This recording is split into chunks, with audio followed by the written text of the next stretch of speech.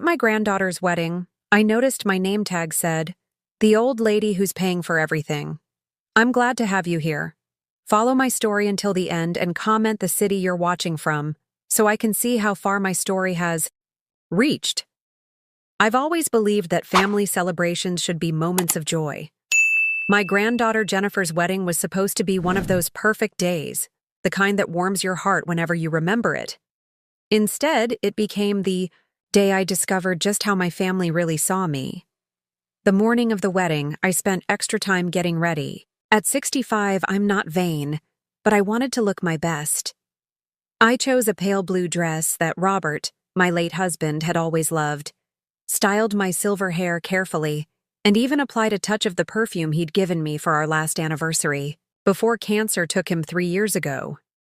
"You look beautiful, Alice," I told my reflection, imagining Robert saying those words. I could almost hear his voice, feel his presence beside me. The ceremony at St. Mark's Church was lovely. Jennifer looked radiant walking down the aisle, her face glowing with happiness. My son Richard beamed proudly as he escorted her, and even my daughter-in-law Pamela seemed genuinely emotional. For those brief moments, everything felt right. It was at the reception where everything changed. I arrived at the grand ballroom of the Westbrook Hotel, making my way to the check-in table where guests were collecting their name tags and table assignments. The young woman at the table smiled as she rifled through the alphabetized cards.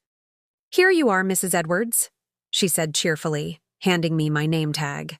I glanced down, expecting to see Alice Edwards, grandmother of the bride. Instead, in elegant calligraphy, were the words, "The old lady who will pay for everything, my gal." Hand froze midair. Surely this was a mistake. "Is something wrong?" the young woman asked, noticing my expression. I forced a smile. "There seems to be a mix-up with my name tag." She leaned over to look. Her eyes widened. "Oh, I'm so sorry. Let me check if there's another one." "It's fine," I said quickly, not wanting to cause a scene at Jennifer's wedding. "I'll speak with my family about it." I pinned the offensive tag to my dress and made my way into the ballroom, my cheeks burning with humiliation. Had Jennifer approved? This? Richard? Pamela? Who thought this was appropriate, let alone funny? Throughout the cocktail hour, I tried to enjoy myself, chatting with other guests who either didn't notice my name tag or were too polite to mention it. Then I overheard a conversation that made my blood run cold. "Did you see the grandmother's name tag?" someone whispered with a snicker. "Pamela said they thought it would be hilarious," another voice replied. "Apparently, she's their personal ATM." I moved away quickly, my hands shaking. Just then, Richard spotted me and waved me over to a group of well-dressed guests. "Mom!" he called, his voice carrying across the room. "Come meet the Andersons. Dad used to golf with Bill." I approached reluctantly. Bill Anderson looked vaguely familiar. One of Robert's business associates, perhaps. "Mom, this is Bill and Martha Anderson," Richard said, then added with a laugh, "Mom, our walking bank account." Martha Anderson's smile faltered as she glanced at my name tag. Bill looked uncomfortable. "Alice Edwards," I said firmly, extending my hand. "Robert's widow." "Of course," Bill said kindly. "Robert spoke of you often. He was very proud of you." The conversation continued, but I barely heard it. When the Andersons moved on, I pulled Richard aside. "What's the meaning of this?" I asked, pointing to my name tag. Richard laughed. "Oh, Mom, don't be so sensitive. It's just a joke. Everyone knows you're the one with the deep pockets since Dad left you everything." "It's humiliating," I said quietly. "Oh, please," he rolled his eyes. "Lighten up, it's a party." Before I could respond, Pamela appeared, elegant in her mother-of-the-bride dress. "There you are, Alice. Has Richard been introducing you around? We want everyone to know who's responsible for this gorgeous wedding." She winked, and they both laughed. I excused myself and headed for the restroom, needing a moment alone. As I dabbed at my eyes with a tissue, the door opened, and an older gentleman in a well-tailored suit entered, then backed out, apologizing. "Mrs. Edwards? Alice?" he called tentatively from outside. "It's Martin Reynolds, Robert's attorney. Could I have a word?" I composed myself and stepped out. Martin had handled Robert's estate and had always been kind to me. I couldn't help but notice. He gestured vaguely toward my name tag. "And some of the comments," I sighed. "Apparently it's just a joke." Martin's expression darkened. "It's not funny." And Robert would have been furious. He hesitated, then lowered his voice. "There's something you should know. Something Robert insisted I not tell you unless it became necessary." He reached into his inner jacket pocket and withdrew an envelope. "This is a codicil to Robert's will. He added it shortly before he passed." I opened it with trembling fingers and read. The legal language was complex, but the meaning was clear.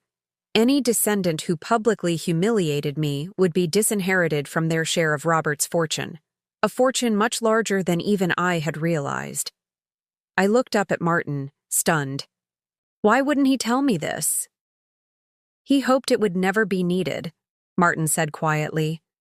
"He wanted them to treat you right because they loved you, not because they feared losing their inheritance." I glanced back toward the ballroom where my family celebrated, unaware that their behavior had just cost them millions.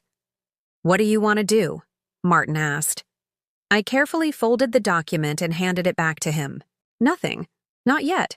I need to see just how far they'll go." As I returned to the reception, the name tag felt heavier against my chest. But now, instead of shame, I felt something different stirring inside me.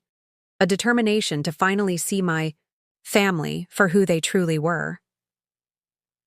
The morning after Jennifer's wedding, I sat alone at my kitchen table, still in my bathrobe, staring at the offensive name tag I'd placed in front of me. The elegant calligraphy mocked me. "The old lady who will pay for everything." I traced the letters with my fingertip, remembering how Robert would have reacted if he'd seen it. His temper was rare but formidable when someone disrespected those he loved. "They've changed," I whispered to the empty room, as if Robert could hear me. Or maybe they were always this way, and we just didn't want to see it. I got up and moved to the living room, drawn to the large family portrait above the fireplace. It was taken 5 years ago, on our 40th anniversary. Robert sat, in the center, still robust despite the early signs of the illness that would later claim him. I stood beside him, my hand on his shoulder. Richard and Pamela flanked us, and Jennifer and her brother Michael, then teenagers, stood in front. We looked happy. We looked like a family. When exactly had things changed? The question haunted me as I made my morning tea. Perhaps it had been gradual, so subtle I hadn't noticed the erosion of respect until it was too late.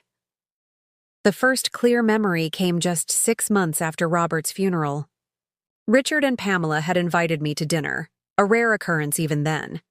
They'd been unusually attentive, asking about my well-being, reminiscing about Robert. Then, over dessert, they'd broached the real purpose of the evening. "Mom," Richard had said, refilling my wine glass, "Pamela and I have been thinking about remodeling our kitchen. Nothing fancy, just updating the appliances, new countertops, that sort of thing." "That sounds lovely," I'd replied, oblivious to what was coming. "The thing is," Pamela continued smoothly, "with college tuition for the kids and everything else, we're a bit stretched right now." I remembered the pause, the expectant looks. "Are you asking me for money?" "Not asking," Richard had said quickly. "It's just that Dad left you quite comfortable, and we thought maybe you'd want to help out the family." I'd written them a check for $30,000 that evening. Looking back, that had been the beginning. Small requests became larger ones. A kitchen remodel became a full home renovation. Tuition assistance became luxury cars for both Jennifer and Michael when they turned 18. family vacations that I was invited to join and expected to fund. Opened the hallway closet and pulled out a box of financial records. Sitting on the floor like a schoolgirl, I began sorting through bank statements and canceled checks. The evidence of my financial support for Richard and Pamela's lifestyle was overwhelming. Over 3 years, I had given them nearly $250,000. The phone rang, interrupting my tally. It was Pamela. "Alice, are you home? I've been calling your cell phone." I hadn't even noticed my cell phone was still in my evening purse. "Yes, I'm home. Is everything all right?" "Everything's fine.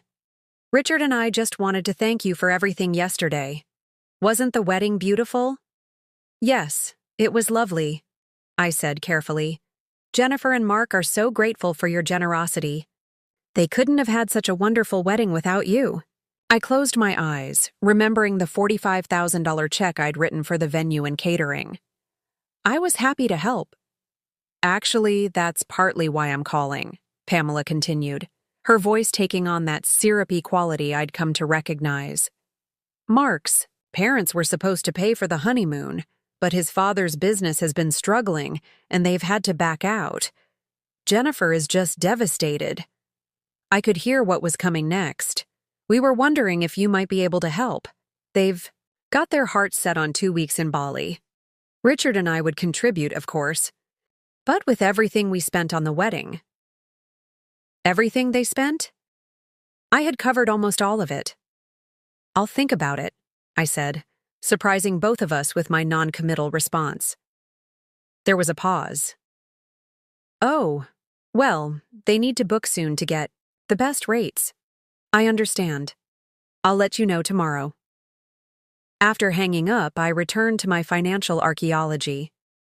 Robert had always warned me about Richard's relationship with money. "He sees it as the solution to everything," he'd told me once. "But money without values just creates more problems." I hadn't understood then, or perhaps I hadn't wanted to understand. A knock at the door startled me. Through the peephole, I saw Michael, my grandson, shifting nervously on the porch. I quickly gathered up the scattered financial papers and stashed them back in the closet before opening the door. "Grandma," he said, stepping forward to hug me. At 21, he was tall like his grandfather, with the same kind eyes. "Are you okay? I've been texting you." "I'm fine, sweetheart. Just a bit tired after yesterday. Come in." He followed me to the kitchen, where I put on the kettle for fresh tea. Michael had always been different from the rest of them, more thoughtful, less fixated on appearances and status. "I wanted to apologize for yesterday," he said, sitting at the table. "The name tag, the way everyone was talking, it wasn't right." I felt a lump form in my throat. "You noticed?" "Of course I noticed." "So, did a lot of people." He looked down, embarrassed. "I should have said something." I patted his hand. "It's not your responsibility to correct your parents. But it is my responsibility to stand up for what's right." He looked at me directly. "Dad and Mom, they've changed since Grandpa died. Or maybe I just didn't see it before. All they talk about is money. Your money, specifically." "What do you mean?" Michael hesitated. "Last week I overheard them discussing your house. Dad said something about how it's too big for one person, and how they could help you downsize." The kettle whistled, giving me a moment to absorb this information.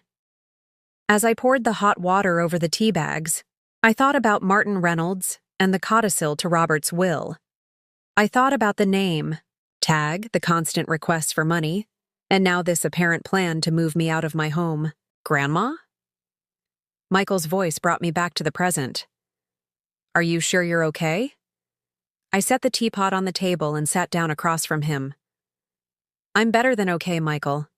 I think I'm finally seeing things clearly for the first time in years." "What do you mean?" I smiled, making a decision. "Just that it's time for some changes around here." As we sipped our tea, I found myself studying my grandson's face, wondering if he was truly different from his parents, or if the seeds of entitlement were merely dormant. waiting for the right conditions to sprout.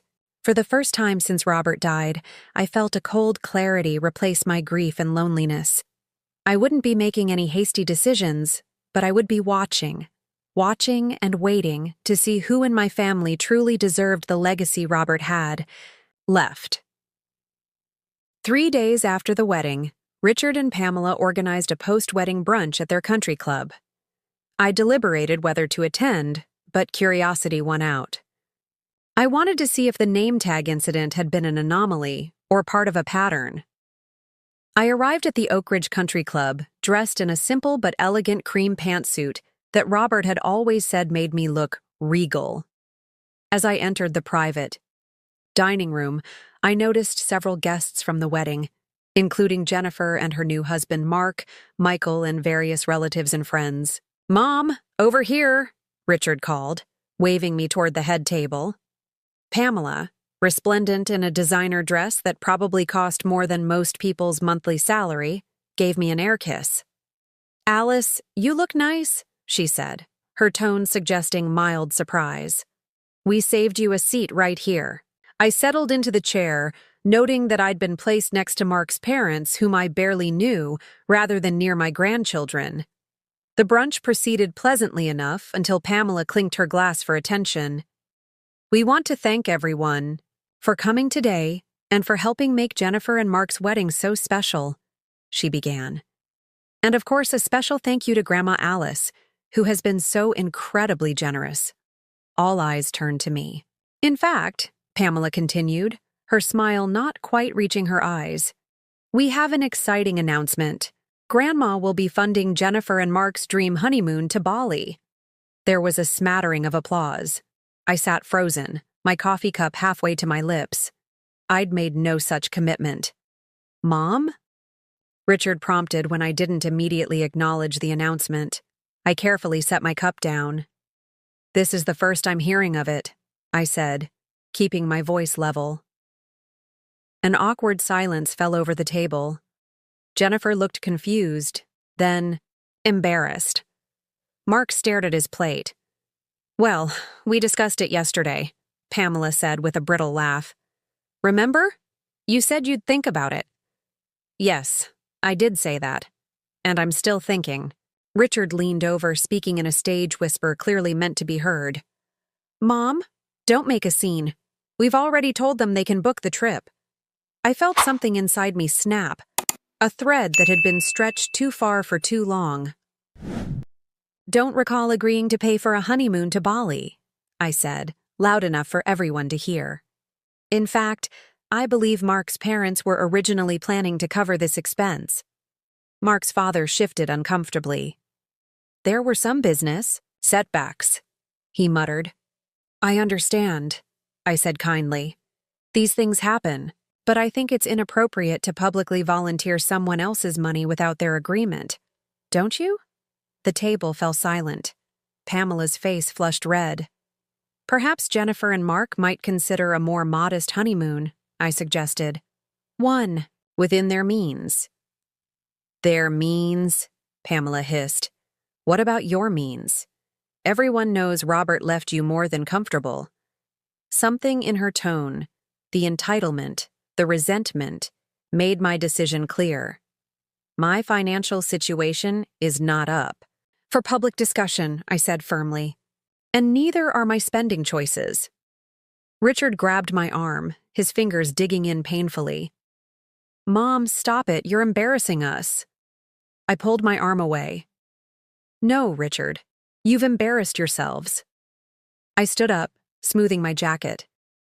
"Jennifer, Mark, I wish you both every happiness. I'd be happy to contribute to a reasonable honeymoon, but I'll discuss that with you privately." As I turned to leave, Michael stood up as well. "I'll walk you out, Grandma." In the lobby, away from prying eyes, I finally let my composure slip. My hands trembled as I fumbled for my car keys. "Are you okay to drive?" Michael asked gently. I nodded, taking a deep breath. "I'm fine, just a bit shaken." "You should be proud of yourself. That took courage." I looked at my grandson, really looked at him. In that moment, he reminded me so much of Robert, it made my heart ache. "Would you like to come over for dinner tonight?"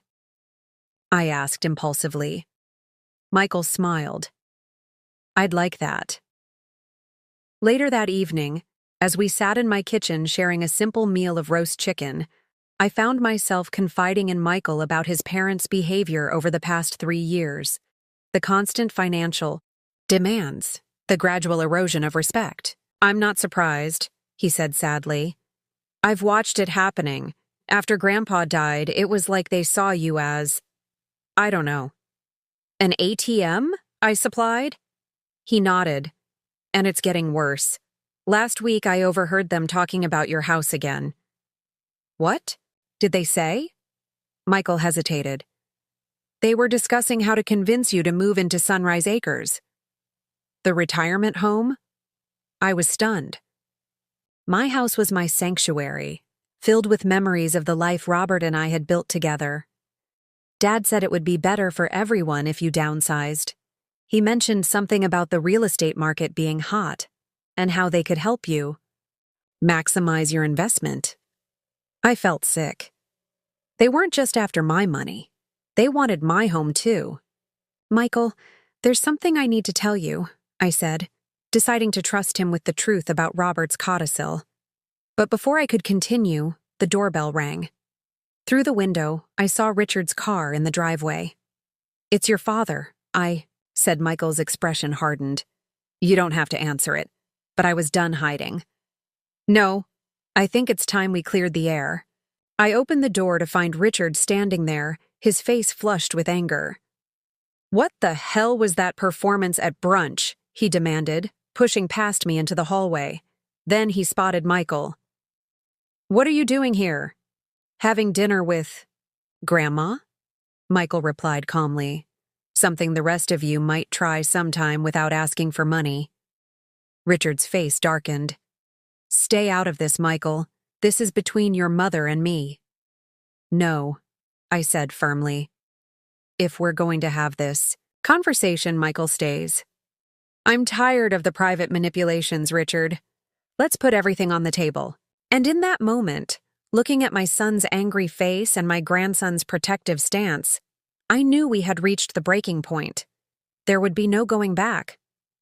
"I've had enough of your attitude, Mom," Richard said, pacing my living room like a caged animal. "First, the scene at the brunch, and now I find you've been poisoning Michael's mind against us." I sat calmly in Robert's old armchair, hands folded in my lap. Michael stood by the fireplace, arms crossed, watching his father with a mixture of disappointment and resolve. "No one is poisoning anyone's mind," I replied evenly. "We're simply acknowledging what's been happening in this family since your father died." "And what exactly is that?" Richard demanded. "You and Pamela have been treating Grandma like a bank, not a person," Michael said before I could answer. "The name tag at the wedding, volunteering her to pay for Jennifer's honeymoon without asking first, talking about selling her house behind her back." "You've been spying on us?" Richard's face flushed darker. "I've been paying attention," Michael countered. "Something you might try sometime." Richard turned to me, his expression shifting to the conciliatory tone he always used when he wanted something. "Mom, you're misunderstanding everything.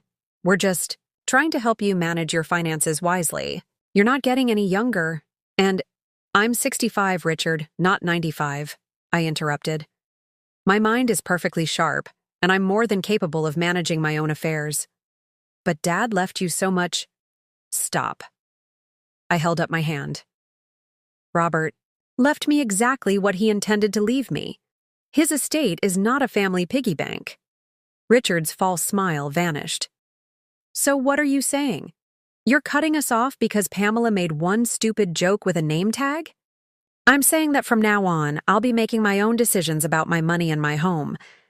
If Jennifer and Mark want a honeymoon in Bali, they can save for it like most young couples do. If you and Pamela want a bigger house, you can work for it." Richard stared at me as if I'd suddenly started speaking a foreign language. Then he turned to Michael. "I want to speak to my mother alone." "I'm staying." Michael said firmly. This is family business. Exactly, Michael replied. And I'm family. Something shifted in Richard's expression. A calculation. A reassessment. He'd always been able to manipulate me when we were alone, playing on my emotions, my grief for Robert, my desire to keep the peace. But with Michael present, those tactics wouldn't work. Fine, he snapped, heading for the door. But this isn't over, Mom. Not by a long shot. After he left, Michael let out a long breath. I'm sorry, Grandma. For what, sweetheart? You've done nothing wrong. For not standing up sooner, for letting them treat you this way. I rose and hugged him tightly. You're standing up now. That's what matters. After Michael left, I sat in the quiet of my home, thinking about Robert, about the codicil to his will, about the family we'd raised, together. Had we gone wrong somewhere with Richard? Or had he always had this streak of entitlement that we'd failed to see? More importantly, what was I going to do now? The answer came slowly, taking shape in my mind like a photograph developing. Instead of confronting Richard and Pamela directly with the codicil, which would only make them change their behavior out of fear rather than respect, I would simply let them continue showing their true colors. Meanwhile, I would quietly reclaim my life and my independence. The next morning, I called Martin Reynolds. Alice, he answered warmly. I've been hoping to hear from you. After the wedding. Yes, that's partly why I'm calling. I explained what had happened at the brunch and Richard's visit afterward. I need to understand exactly what Robert left in his will, Martin. Not just the codicil, but everything. There was a pause. Perhaps this would be better discussed in person. Could you come to my office this afternoon? 3 hours later, I sat across from Martin in his well-appointed office as he explained the full extent of Robert's estate. The numbers took my breath away. Robert built several companies over his lifetime, Martin explained, and sold them at just the right moments. His investments were extremely conservative, which means they weathered the economic downturns beautifully. Knew we were comfortable, I said faintly. But this. Robert was a private man when it came to money. He didn't believe in flaunting wealth. Martin smiled. He always said you married him when he had nothing but potential in a beat-up Chevy, so he never wanted you to become one of those women who only care about designer labels and country club memberships. I laughed softly, hearing Robert's voice in those words. That sounds like him. As for the codicil, Martin continued, it's straightforward but powerful. Any descendant who publicly humiliates you forfeits their entire inheritance. The name, tag incident at the wedding would certainly qualify. And the brunch? That too, most likely. But Alice, you don't have to make any decisions right now. The codicil remains in effect for your lifetime.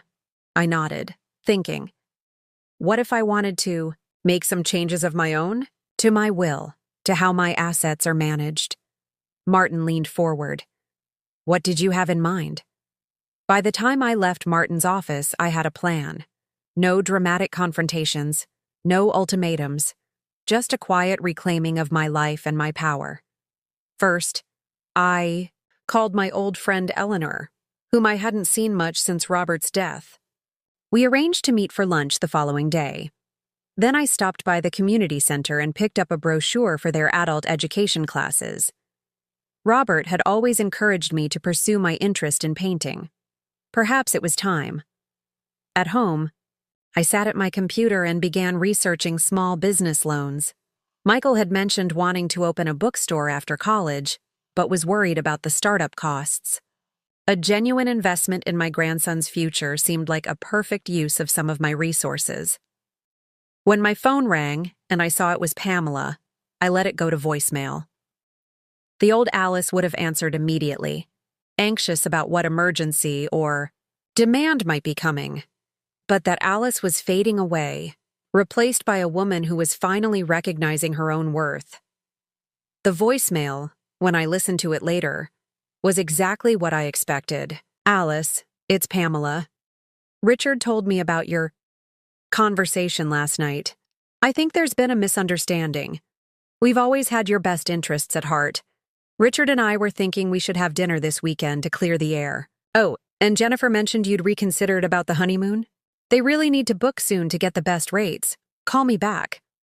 I deleted the message without returning the call. Instead, I opened my checkbook and wrote a modest check as a wedding gift for Jennifer and Mark. Enough for a nice honeymoon. But in New England, perhaps. Not Bali. I enclosed it in a card with a warm note wishing them happiness, then sealed the envelope. My silent strategy had begun. No confrontations, no drama, just quiet, firm boundaries. Robert would have approved. 6 months passed in a blur of quiet but significant changes. I enrolled in painting classes at the community center, reconnected with old friends, and spent more time with Michael, who visited regularly. I provided him with seed money for his bookstore business plan, which was coming along beautifully. Meanwhile, Richard and Pamela's attitude toward me oscillated between chilly distance and desperate attempts to reestablish their access to my finances. When the silent treatment failed to yield results, they would suddenly appear with forced smiles and transparent excuses to visit. Each time, they would eventually steer the conversation toward money, a renovation they were planning, Jennifer's desire to buy a house with Mark, their own retirement concerns. Each time I politely declined to engage. "I'm not discussing my finances," became my mantra, delivered with a smile that grew more confident with each repetition. They didn't take the rejection well. Pamela's texts became increasingly hostile, Richard's calls more demanding. But I had found a new strength in my silence, in the boundaries I was finally enforcing. Today was my birthday, my 66th, and despite my protests, Michael had insisted on organizing a small family gathering at my home. "It's time they remember whose house this is," he'd said with a grim determination that reminded me so much of Robert. I spent the morning in my garden, deadheading roses and drawing peace from the simple task. The garden had been another casualty of the past 3 years. I'd neglected it while catering to Richard and Pamela's demands. Now it was coming back to life, much like I was. By mid-afternoon, my home was ready for guests. Michael arrived early. "To help with final preparations. Are you sure you're ready for this?" he asked, arranging cheese and crackers on a platter. "As ready as I'll ever be," I replied, smoothing my new dress, a bold red I would never have chosen before. Besides, it's just dinner. But we both knew it was more than that. This was the first time in months that the entire family would be together under my roof. Richard and Pamela, Jennifer and Mark, and even a few of Robert's old friends, including Martin Reynolds. The doorbell rang precisely at 5. Richard and Pamela stood on the porch, their smiles so artificial I could almost hear the plastic stretching. "Happy birthday, Mom," Richard said, handing me a bouquet of store-bought flowers. "Alice, you look different," Pamela added, her eyes taking in my new dress, my styled hair, the subtle makeup I'd applied with techniques learned from a class at the community center. "Thank you," I said simply, stepping back to let them enter. Jennifer and Mark arrived moments later, followed by Martin and another couple who had been close friends with Robert and me. I moved through the greetings and small talk with a composure I would have found impossible 6 months ago. As we settled in the dining room, I couldn't help but notice Richard's gaze moving around the house, assessing, calculating. Pamela's eyes kept returning to the new painting hanging on the wall, a landscape I'd created myself. "Did you redecorate, Alice?" she asked, her tone suggesting she found the changes disturbing. "Just a few updates," I replied. "I've been taking painting classes." "Painting classes?" Richard echoed, as if I'd said I was learning to fly spaceships. "Grandma's really talented," Michael said proudly. "She's already sold 2 pieces at the community art fair." "Sold?" Pamela looked genuinely confused. But why would you need to sell paintings? I smiled. It's not about need, Pamela. It's about joy. An uncomfortable silence fell over the table, broken by Mark asking about the bookstore Michael was planning to open. It's coming along great, Michael said. Thanks to Grandma, I've got the business plan finalized and I'm looking at locations. Richard's head snapped up. Thanks to Grandma? What does that mean? Michael met his father's gaze steadily. Grandma's investing in my bookstore. Investing? Richard's voice rose. With what money? My money, I said quietly. But, Richard began, then caught himself, glancing at the other guests. Maybe we should discuss this privately, Mom.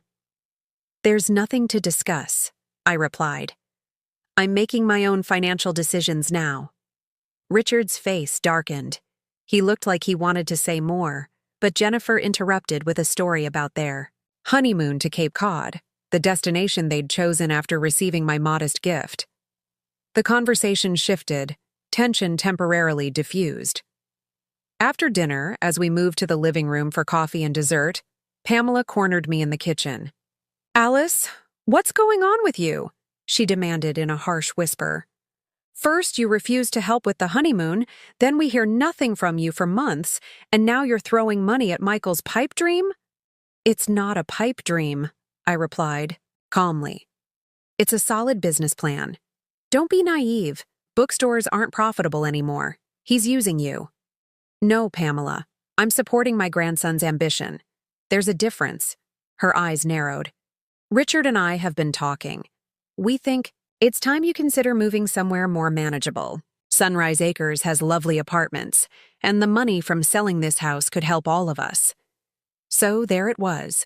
The plan Michael had overheard, now brought into the open. This house isn't for sale, I said firmly. And my living arrangements aren't up for family discussion.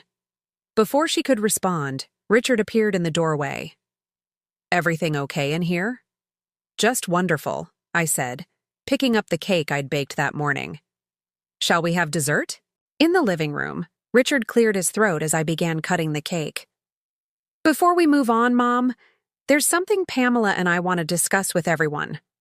My hand stilled on the cake knife. This wasn't part of the evening I had planned. We've been concerned about Mom's decision-making lately, Richard announced to the room. She's making unwise financial choices, isolating herself, and refusing family guidance. A stunned silence fell over the room. We think it's time to consider a power of attorney arrangement, he continued. For her own protection. Martin Reynolds set down his coffee cup with deliberate care. That's a serious step, Richard. Do you have evidence of diminished capacity? She's giving away money to fund a bookstore in the digital age, Richard replied, as if that explained everything. And she's refusing to consider sensible downsizing options. I felt a strange calm settle over me. This moment had been inevitable from the day I'd started saying no. Your mother seems perfectly competent to me, Martin observed. Making decisions you disagree with is not evidence of incapacity. You don't understand, Richard insisted, his voice rising. She's always relied on Dad, and then on me, for financial guidance. Now suddenly she's making these irrational choices. Enough. I set down the cake knife. I am not irrational, incapacitated, or in need of your guidance, Richard. Mom, be reasonable. I've been reasonable for 3 years, I interrupted. I've paid for renovations, vacations, cars, and a wedding. I've allowed you to treat me like a walking checkbook rather than your mother, but that stops now. Richard's face flushed dark red. Is this what you want? He demanded, gesturing around the table. To humiliate us in front of everyone? To make us look like villains? No, Richard, I said quietly. You've managed that all. On your own. You selfish old woman, he hissed, standing up so abruptly his chair nearly toppled. After everything we've done for you. Richard! Pamela tugged at his arm, suddenly aware of how this looked to the others. But Richard was beyond caring. You think you can just cut us off? Dad would be ashamed of you. It was at that precise moment that Martin Reynolds cleared his throat and spoke the words that would change everything. "Actually, Richard," he said, "your father anticipated this exact situation." The silence that followed Martin's words was absolute. Richard stood frozen, his mouth slightly open, as Martin reached into his jacket and removed a familiar envelope. "Robert added a codicil to his will shortly before he passed," Martin explained to the stunned room. "He was concerned about how Alice might be treated after he was gone." "What kind of codicil?" Pamela demanded, finding her voice first. Martin looked to me, silently asking permission. I nodded. "The codicil states that any descendant who publicly humiliates Alice forfeits their entire inheritance," Martin said, his voice steady. "This includes treating her with disrespect, attempting to control her finances against her wishes, or trying to force her from her home." "That's ridiculous," Richard sputtered. "Dad would never—" "He did," Martin interrupted. "And as executor of his estate, I've been documenting the incidents over the past several months." He turned to me. "Alice, I have to ask, do you want to enforce the codicil?" All eyes turned to me. I looked at Richard and Pamela, their faces now pale with shock and dawning horror. I looked at Jennifer, who seemed confused and embarrassed. Then I looked at Michael, whose expression held nothing but quiet support. "Yes," I said finally. "I do." Richard collapsed back into his chair. "You can't be serious." "I've never been more serious," I replied. The name tag at the wedding, the honeymoon announcement at the brunch, the constant demands for money, and now this attempt to declare me incompetent, all of it stops today. "But our inheritance," Pamela whispered, "is forfeit," Martin confirmed. "All of it?" Jennifer asked, her voice small. Martin nodded. "I'm afraid so. The codicil is quite clear." "This isn't fair!" Richard suddenly shouted, slamming his fist on the table. "She tricked us. She let us believe the money was just sitting there, waiting to be used." "No, Richard," I said quietly. "I never promised you anything. You assumed, you took, you demanded, but you never once asked what I needed or wanted." "What about Jennifer and Mark?" Pamela asked desperately. "They haven't done anything wrong." Martin consulted his notes. Jennifer was present at several incidents, but didn't actively participate in the humiliation. However, she also never spoke up to defend Alice. Jennifer's eyes filled with tears. "I'm sorry, Grandma. I should have said something at the wedding about the name tag." I reached across the table and took her hand. "We all make mistakes, sweetheart. The question is what we learn from them." "So what happens now?" Mark asked, putting his arm around Jennifer. "Now," Martin said, "according to the terms of the codicil, Richard and Pamela's share of Robert's estate is redistributed." "To whom?" Richard demanded. "Half goes to Alice outright," Martin explained. "The other half is divided among descendants, who have shown her proper respect and care." All eyes turned to Michael, who looked genuinely surprised. "I didn't know," he said quickly. "I swear, Grandma, I had no idea about any of this." "I know, sweetheart," I assured him. "Your grandfather would be proud of the man you've become." Richard stood up again, his face contorted with anger. "This is a setup, a conspiracy. I'll contest it in court." "You're welcome to try," Martin said calmly. "But the codicil is legally binding, and we have ample evidence of the conditions being met." "Alice?" Pamela began, her voice suddenly honey-sweet. "Surely we can work this out as a family? We never meant—" "Save it, Pamela," I cut in. "It's too late for that." "So that's it?" Richard demanded. "After everything we've done for you, you're just cutting us off?" "No, Richard," I said, standing to face my son directly. "After everything I've done for you, I'm finally standing up for myself. There's a difference." The gathering ended shortly after. Jennifer and Mark left with awkward apologies and promises to call soon. Richard and Pamela stormed out without another word. Martin and the other guests made tactful exits, leaving just Michael and me in the sudden quiet of my home. "Are you okay?" he asked, helping me clear the barely touched dessert plates. "I'm better than okay," I replied, surprised to find it was true. "I feel free." 1 year later, I stood in the doorway of Chapter 1, the bookstore Michael had finally opened in a charming, converted Victorian house downtown. The morning sunlight streamed through the tall windows, illuminating shelves of carefully curated books and comfortable reading nooks. A coffee counter staffed by Michael's girlfriend Emma served locally roasted beans and homemade pastries. In the children's section, a mural I had painted covered one wall, a whimsical forest scene with hidden animals and fairy houses for young readers to discover. Twice a week, I led story time for neighborhood children, something I'd never imagined myself doing before. The small apartment upstairs had been renovated as well. Not for me. I still loved my home with its memories of Robert, but for a young writer-in-residence program Michael had established with part of his inheritance. The bell over the door jingled, and Jennifer stepped in, pushing a stroller with her 3-month-old daughter Roberta, named after her grandfather. "Grandma." Jennifer called, spotting me. "I didn't know you'd be here today." "Just dropping off some new bookmarks I painted," I said, bending to admire baby Roberta. "Hello, little one." Over the past year, Jennifer and I had slowly rebuilt our relationship. After the initial shock of the inheritance revelation, she had made genuine efforts to connect with me independently of her parents. Mark had proven to be a steadying influence, encouraging her to form her own opinions rather than echoing her mother's. Richard and Pamela were a different story.